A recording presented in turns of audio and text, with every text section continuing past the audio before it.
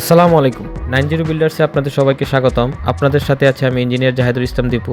আজকে আপনাদের সাথে শেয়ার করব উত্তম বালু চেনার উপায়। বাড়ি বানানোর সহ সকল ধরনের নির্মাণ কাজের জন্য একটি গুরুত্বপূর্ণ উপাদান হলো বালি। এটি এমন একটি উপাদান যার কন্ডিশন যদি খারাপ হয় তাহলে তা আপনার একটি পুরা কনস্ট্রাকশন নষ্ট করে দিতে পারে। চলুন তাহলে জেনে নেওয়া যাক ভালো বালি চেনার উপায়। ভালো বালি চেনার সর্বপ্রধান উপায় হলো বালির রং দেখে চেনা। ভালো বালি সাধারণত হালকা বাদামি বা হলুদাভ হয়। বেশি লালচে বা ময়লাযুক্ত হলে সেটি নিম্নমানের হতে পারে। দ্বিতীয়ত হলো বালি হাতে মুঠো করে ধরে দেখা। ভালো বালি হাতে নিলে আলগা হবে এবং সহজে পড়ে যাবে।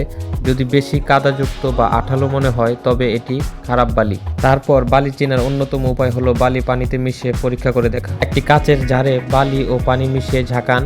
যদি উপরে কাদা বা ময়লা জমে যায় তবে বালির মান খারাপ। এরপর ভালো বালি চেনার আরেকটি উপায় হলো বালি আঙুলে ঘষে দেখা। যদি বালিতে বেশি ধূলিকণা থাকে তাহলে এটি ভালো নয়। ভালো বালি শুকনো ও পরিষ্কার অনুভূত হবে।